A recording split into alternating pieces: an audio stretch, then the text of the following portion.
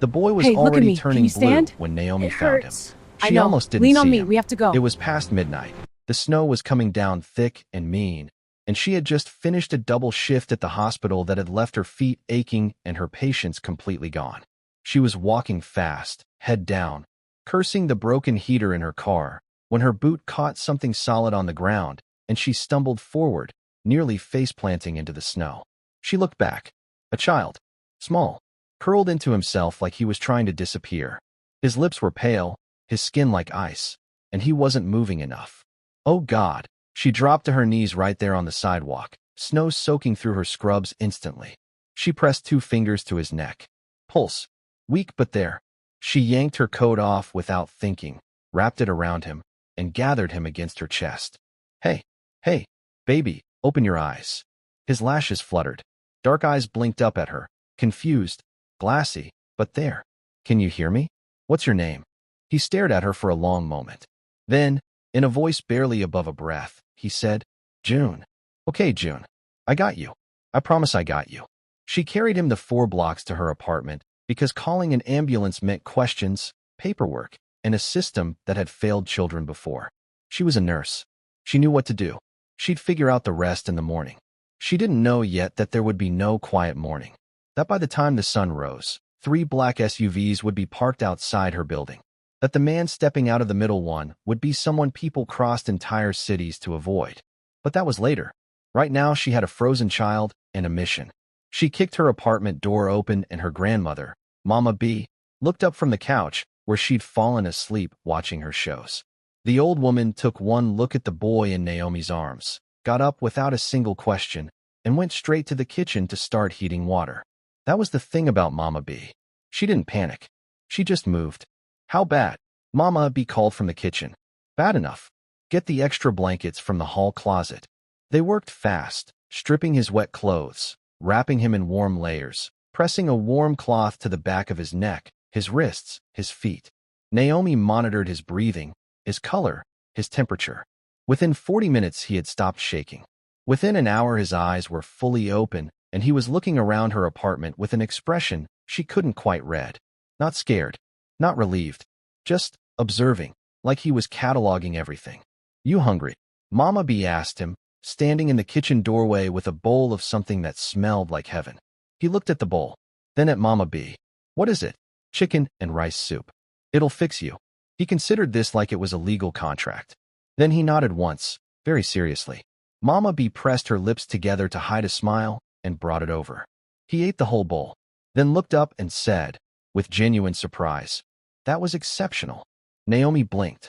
You're welcome. My chef at home cannot produce something of that quality. The 2 women exchanged a look over his head. Baby, Naomi said carefully, how old are you? 9. Where are your parents? Something shifted behind his eyes. Fast, like a curtain being pulled. I don't know where my mother is. She left when I was 3. He said it with no emotion whatsoever, which somehow made it worse. My father, I'm not sure he knows I'm gone yet. We need to call him. I don't know his personal number. Naomi frowned. What do you mean you don't know your own father's number? I usually go through his assistant. Or one of the men. The men? Yes. He looked at her plainly. He has many. Mama B sat down slowly in her armchair. Lord, she said quietly, mostly to herself. Naomi rubbed her face with both hands. She was exhausted.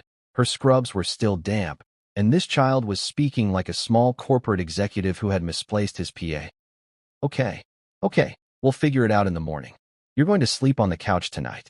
I'll get you some clothes. We're going to talk about everything else when it's not almost 2 in the morning. He nodded again. That same serious, single nod.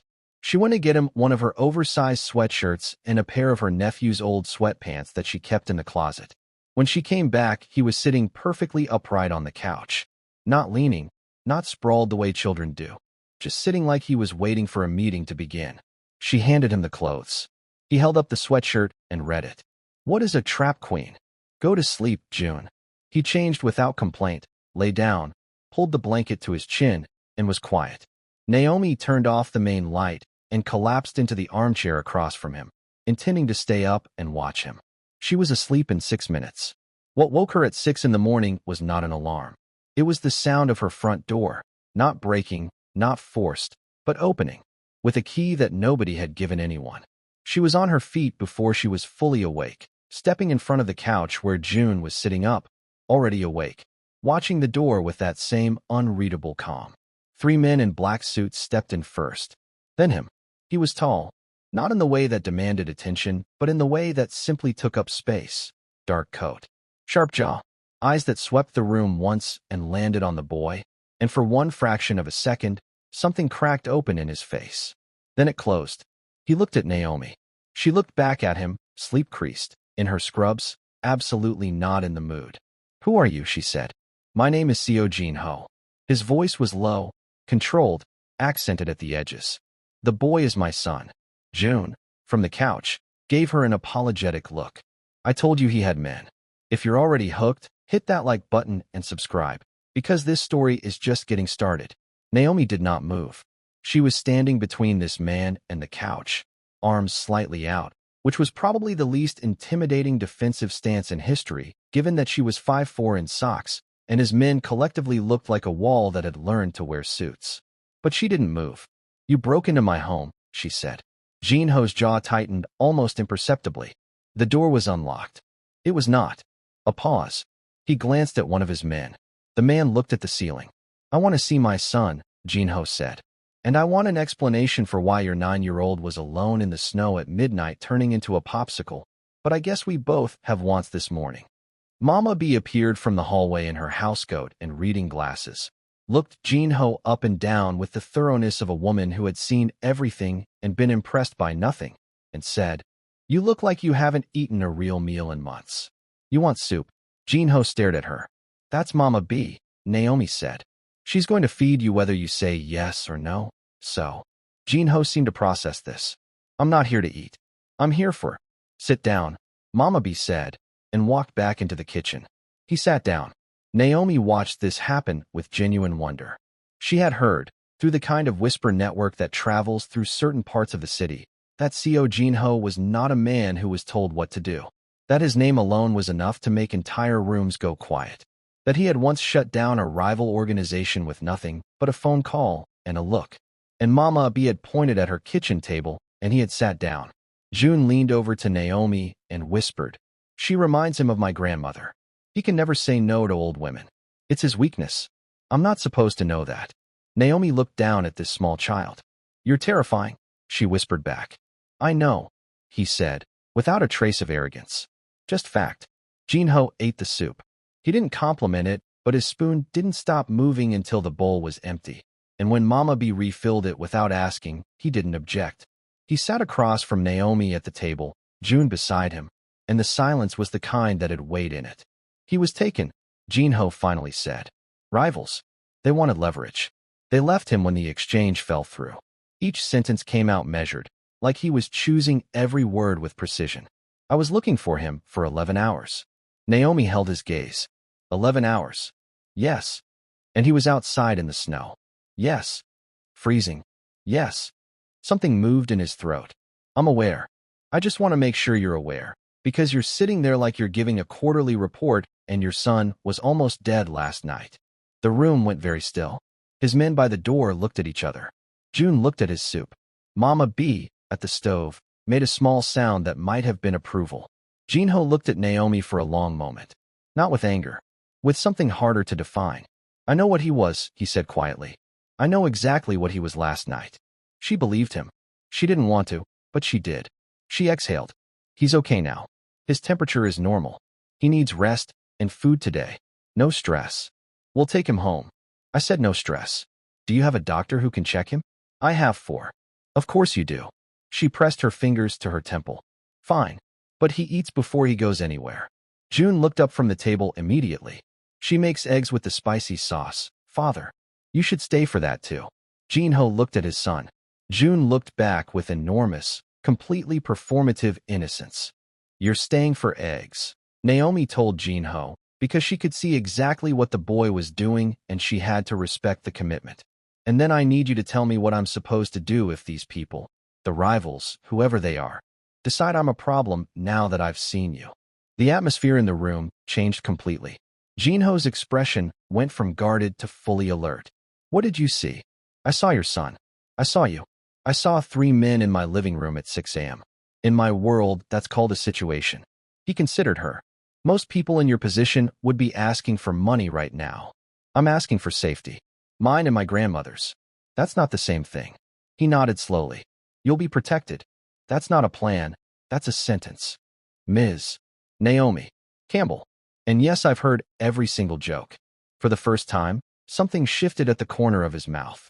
Not quite a smile, but close enough that June noticed it and filed it away with the focus of a child running a long con. Naomi. He said her name like he was testing the shape of it. You'll have protection. Real protection. I'll personally ensure. I don't want men in suits outside my building. She thought about her neighbors. Miss Rita on the second floor, who already watched everyone. The guys from 4B who would absolutely try to talk to them. The building super who would lose his mind. It'll cause problems. Then how? I don't know. Figure it out. You have 4 doctors and an army of men. You can figure out how to be discreet. He looked at her for a long beat. You're very direct. I'm tired and I worked a double shift and your son was on my sidewalk at midnight. I don't have energy for anything but direct.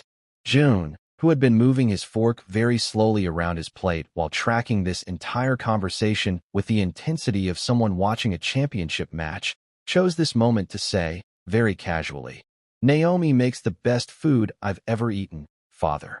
Including the private chef. Including the restaurant in Milan. Jinho looked at him. June shrugged. I'm just saying the facts. Naomi pointed a spatula at the boy. You're a menace. He smiled for the first time since she'd found him. It was a full, bright, completely disarming smile that looked nothing like his father's guarded face and everything like a child who knew he had just won something. She was done. She was completely, absolutely done for. She turned back to the stove and finished the eggs before either of them could see that she was smiling too. Asterisk, drop a comment below. Are you Team Naomi or Team June running his little operation? And if you haven't subscribed yet, now is the time because the next part is where everything blows up. Asterisk. They came for her on a Tuesday. Not the rivals. She hadn't even been thinking about the rivals. She had gone back to her regular life. Double shifts. Mama Bea's commentary on everything. Her cousin Marcus showing up unannounced to eat her food. She had almost convinced herself that the night with the boy in the snow was a strange dream and that a powerful man had not sat at her kitchen table and said her name like it meant something. Then her shift ended and she stepped outside and 2 men she didn't recognize were leaning against a car directly in front of the hospital entrance. They weren't Jinho's men. She knew that immediately, not because she could explain how she knew, but because Jinho's men, for all their intimidation, had a kind of discipline about them. A stillness. These 2 were watching her with a specific hunger that made her stomach drop. She kept walking, didn't run, didn't look back, went straight to the security desk inside, and said calmly, Those 2 men outside have been watching me for the past 10 minutes. I need you to call. She stopped. She almost said the police, but she pulled out her phone instead. She didn't have Jinho's number. Of course she didn't. But June had asked her 3 days ago, very casually, in the middle of a conversation about literally nothing, if he could put his number in her phone in case of emergencies, since he was sometimes more reachable than his father's assistant. She had thought it was sweet. She had thought it was a child wanting to stay connected. She called it now.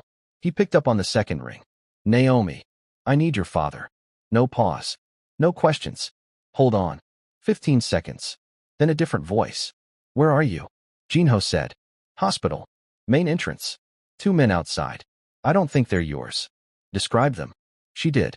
Quickly, quietly, the way she described symptoms to a supervising physician. Precise. No extras. Stay inside. Do not go near the doors. I'll have someone there in 4 minutes. Jinho. For minutes, Naomi.